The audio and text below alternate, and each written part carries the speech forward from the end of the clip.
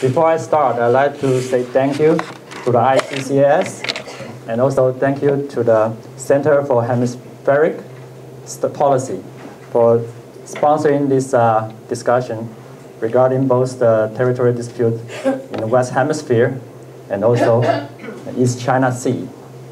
But before I started, also, I want to say that there is a great working experience in Miami for 2.5 years.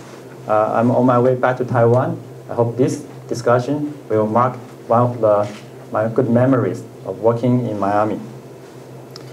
East China Sea is not always a calm and stable region in history.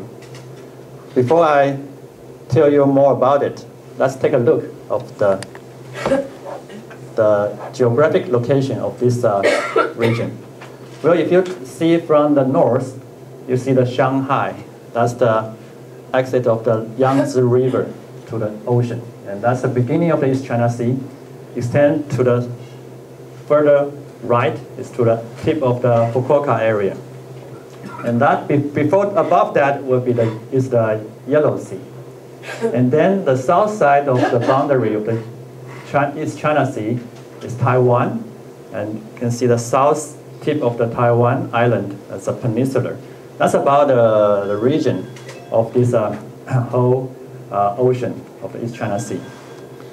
And well, you know, this region is very busy since the 17th century. Many things happened in that century in this region. One is the first so-called major naval battle in the 17th century between Ming Dynasty of China and Holland. So that war is majorly regarding trade. That's a trade issue. Well, and then also there was another battle across the Taiwan Strait between Koxinga, it's a general of the Ming Dynasty, but almost already after the Ming Dynasty transferred to Qing Dynasty, again with Holland. And in this battle, Koxinga, our general, took over Taiwan and made Taiwan back to China again in the Ming Dynasty, in the early Qing Dynasty, 1670, around that time.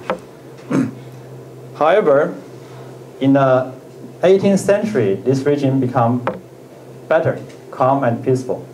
The Qing Dynasty dominated the inland, and also they blockade all the vessels to the sea in order to safeguard the security of the coast. They don't like to see any activities on the water. The only activities I've seen at that time is some pirates, both from China and from Japan. They're doing business and trying to make money from this transportation of the Taiwan Strait.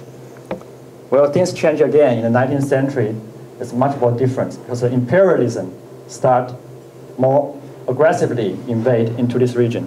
And then in 1894, as a major battle happened, not in the East China Sea, but in the Yellow Sea.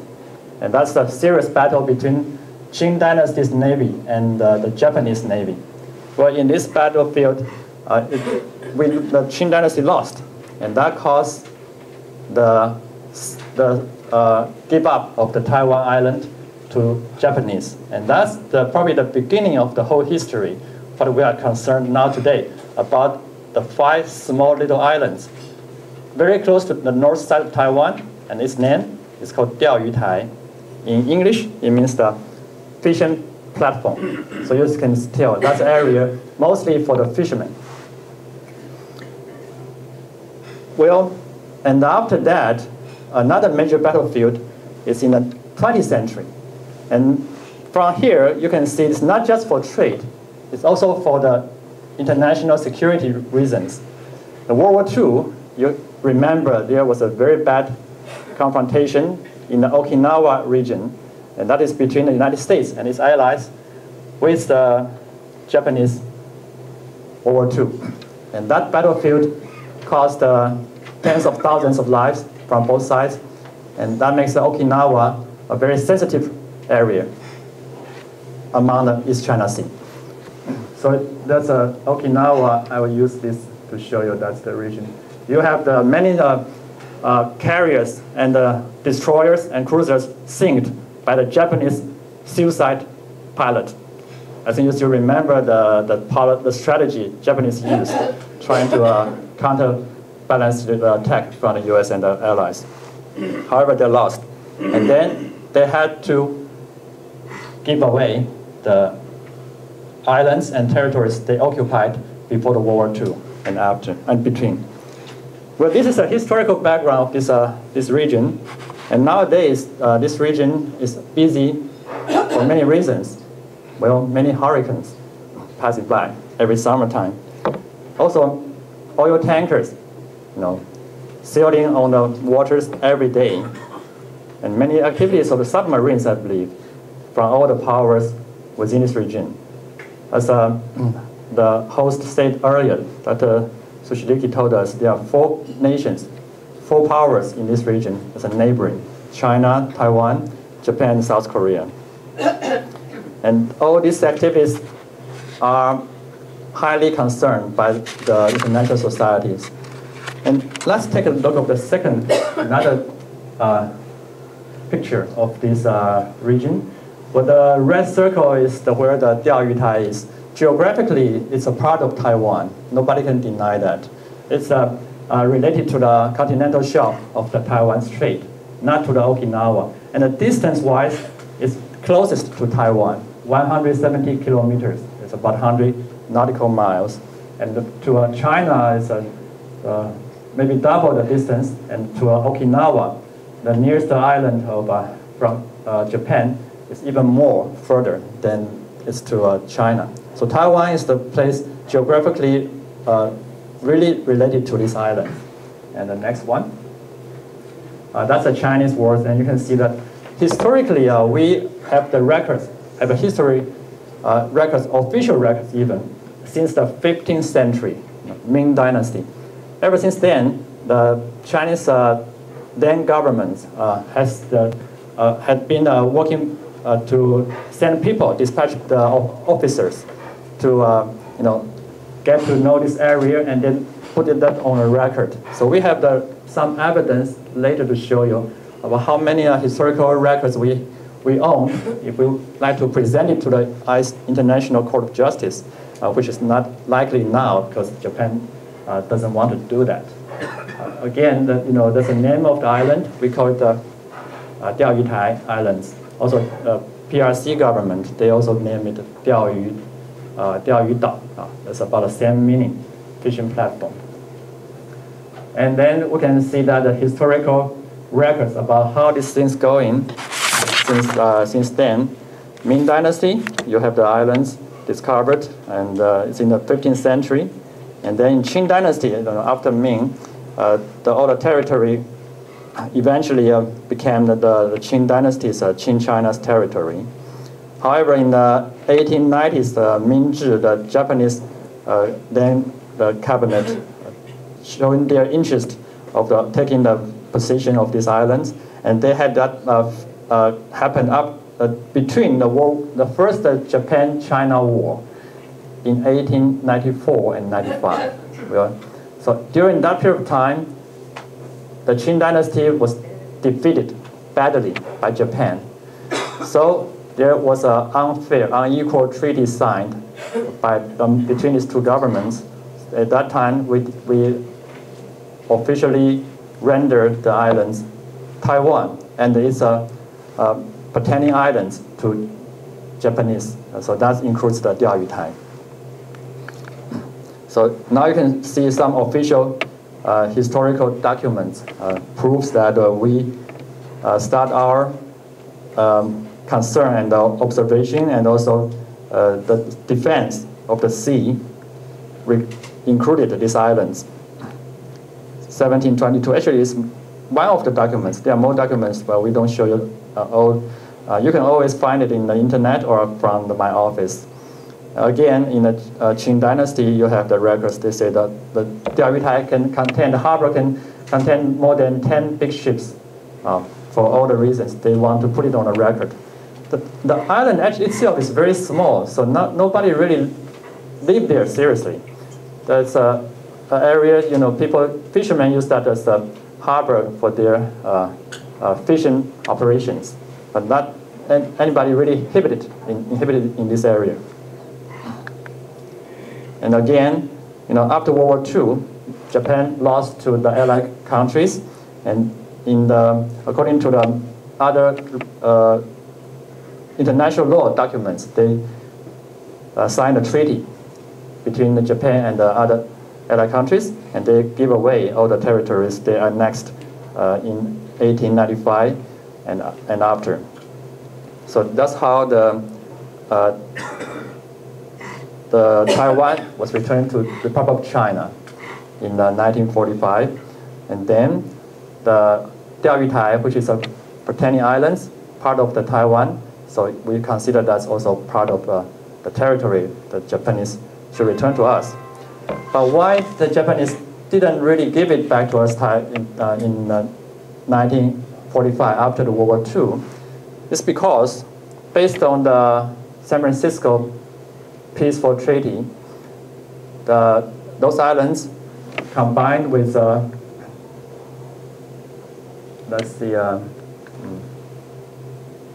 okay.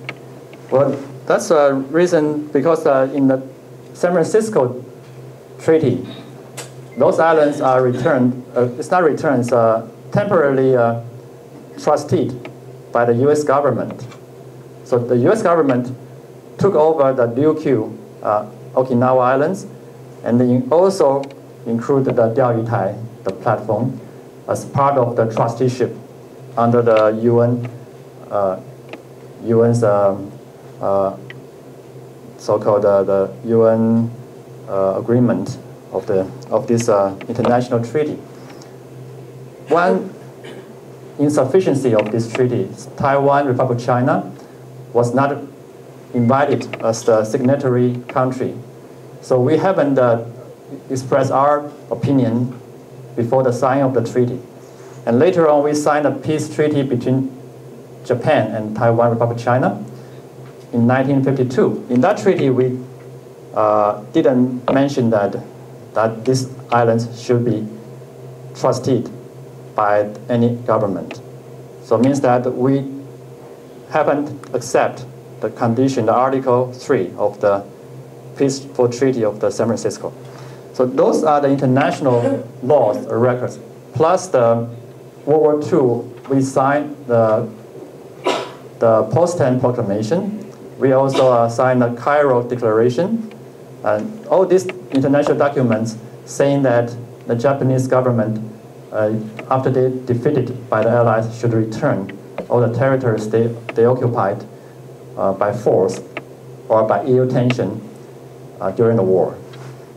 So in this case, I already shared with you my analysis of the geographic location, of the history, and also international regulations to prove that the sovereignty of these islands belongs to the Republic of China. Now it's in Taiwan. I will leave some other things for my other speakers today, so I don't want to take all the subjects in one presentation. I think how Japan's position is and how Japanese government claim their sovereignty. I believe Dr. Hosey will have his observation, so I will leave it to him.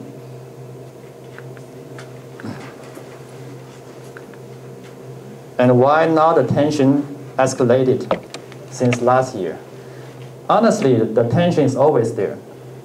1971, the US government made a statement saying that they will render the administration power back to Japan in 1972. Since then, the Republic of China, our government, start to raise our statement of the sovereignty over these islands. And also we object any kind of Japanese administrative rights, not even mention the sovereignty over the islands.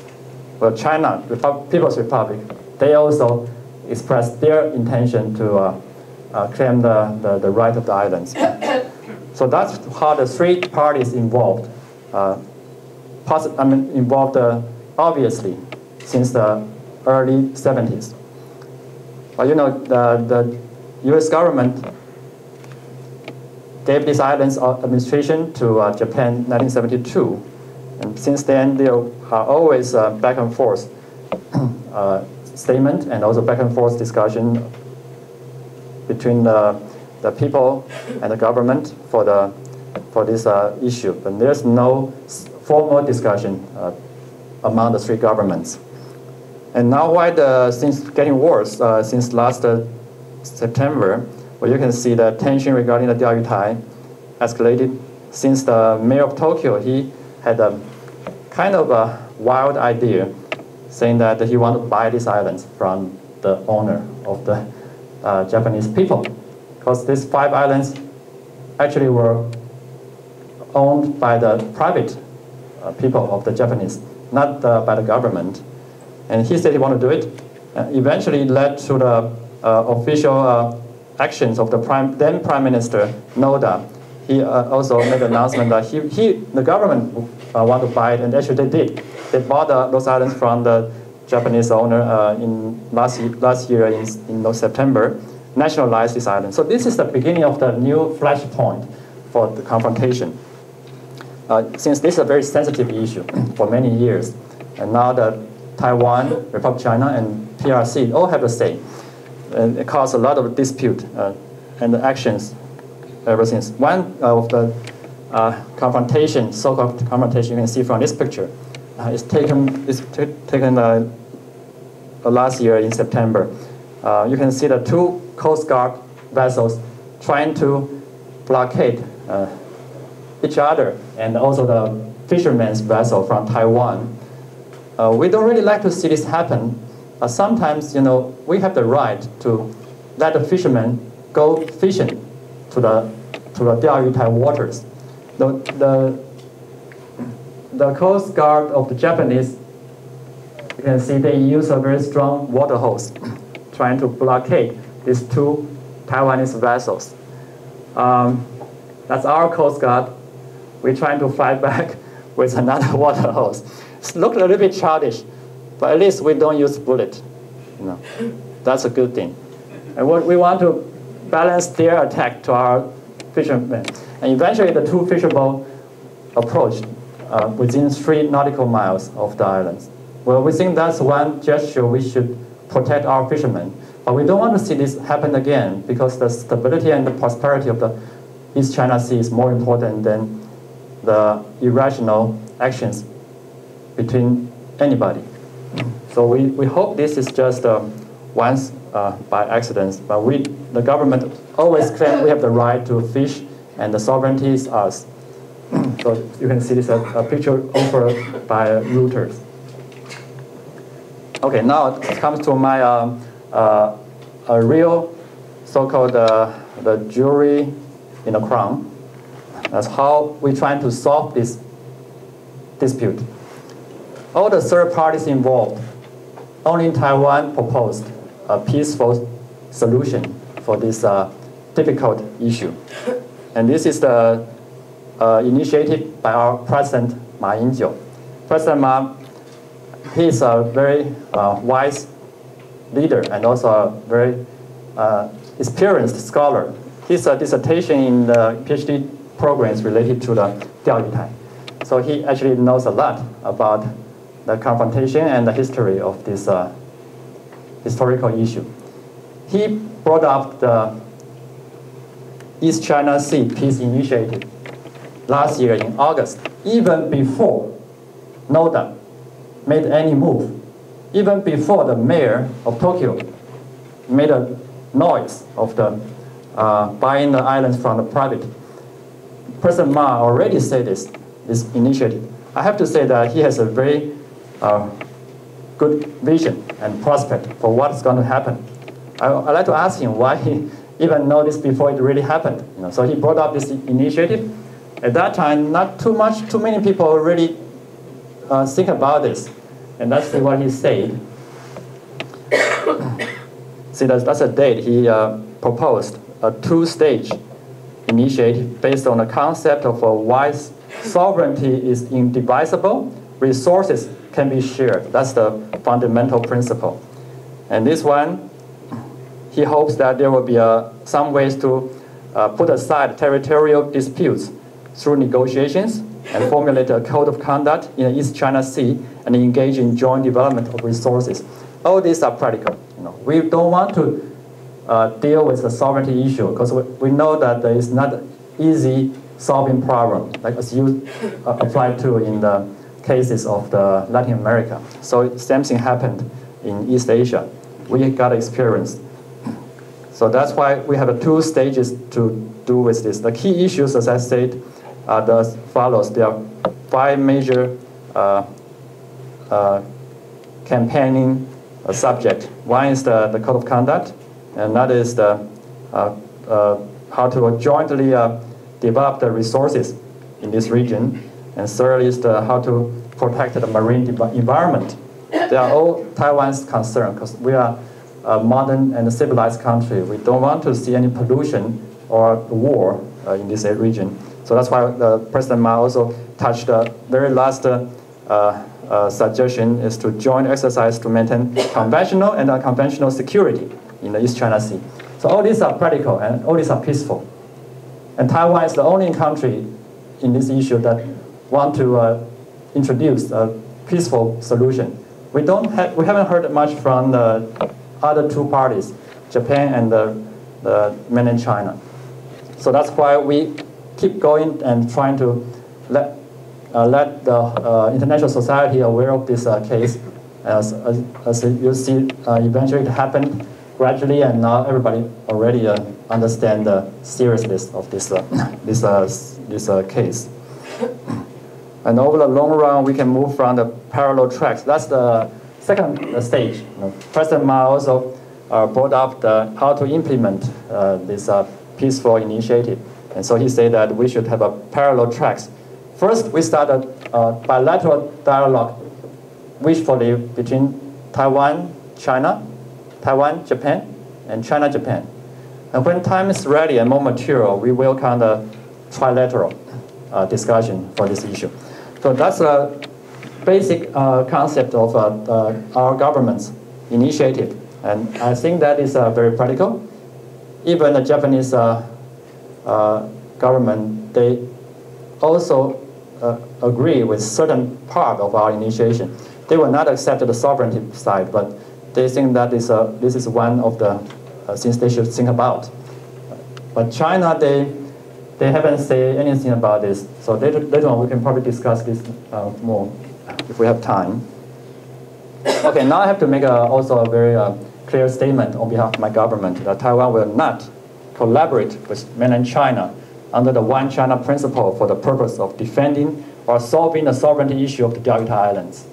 This is President Ma and his government's position, to make it clear that we cannot do it as like an ally between the 2 sides of the strait against the Japanese government's claim. No, this is not what we want. Why? 3 reasons. Okay, first, between Taiwan and the mainland China, we are short of jurisprudence consensus. As I say that based on international law norms, we have every right to claim the sovereignty. And those are international agreements, as you can see, I mentioned earlier, over here. But none of them has been treated seriously by the PRC, since they were not the signatory party of those agreements. At that time, Taiwan, Republic of China, was in mainland. We were the government of the whole China then, in 1945 and until 49. So that's why they don't have the same base as we have to work together regarding the sovereignty issue. So we cannot work with China mainland. Secondly, there is no consistent resolving methods for this case. We have a practical solution already brought up, but no positive response from mainland China. and there's no practical solutions ever initiated by them. So we have no cooperation ground with them. And thirdly, is regarding a very important subject between Taiwan and Japan for many years, is a fishing right. The Japanese Coast Guard keep driving our fish boat away from the Diaoyutai waters. And this is something we have to deal with Japan in order to safeguard the inherent fishing rights of Taiwanese fishermen in the Diaoyutai waters. Chinese mainland, they oppose any of the meetings between Taiwan and Japan to touch the sovereignty issues. But it's unlikely that we can just talk about the fishing right and ignore the sovereignty discussion. So what Taiwan want to do is to put aside the sovereignty issues, but we still insist we have the right to talk about the fishermen. Not that China can talk about the fishing rights on behalf of Taiwan. So by all these three reasons, we think this time is not right, and the position of Taiwan and China is not the same, and no cooperation on this subject. So that's something I have to mention here. Okay, by saying so much, okay, we believe a key to managing this territory dispute is that all parties involved are willing to share the controversies and share resources through joint development. That's the spirit, key spirit we want to betray in this important international dispute. So President Ma, his initiative called the East China Sea Peace Initiative, it is a soft approach to open the door for cooperations. And how can we achieve this reasonable solution? It's honestly not easy. Among all the three parties of the international politics, you know that it's a real politics. Sometimes the big power has a bigger voice, you know, for the international arena to listen to. And for this, Taiwan is not a big power to play.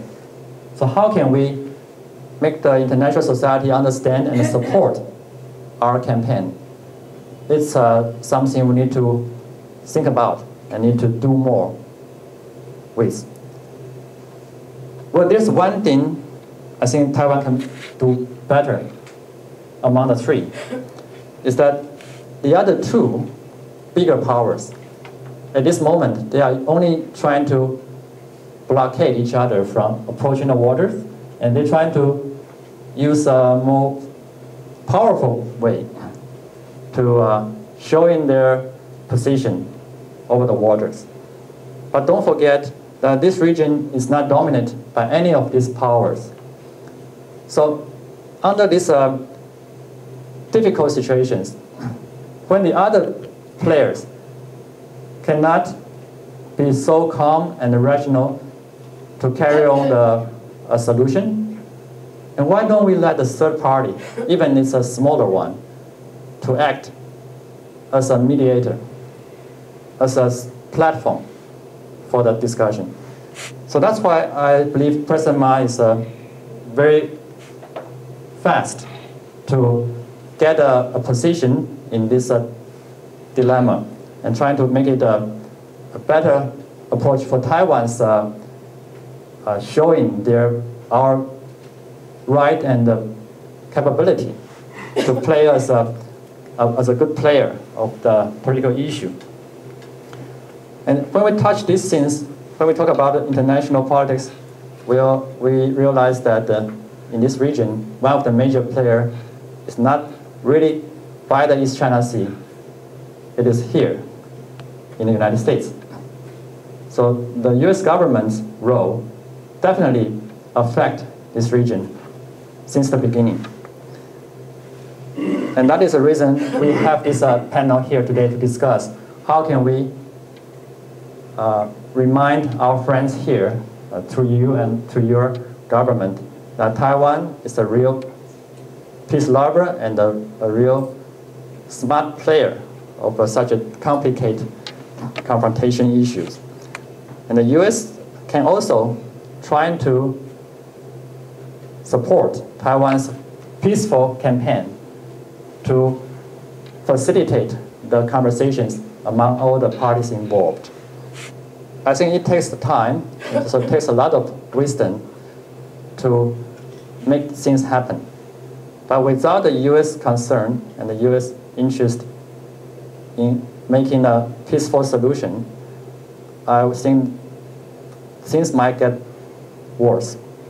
And when the regional stability is no more, inevitably your country and other countries in the Pacific region will be affected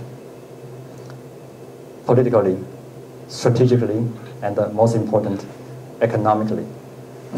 So that's why I think the U.S. support to the peaceful solution, the initiative, is very important.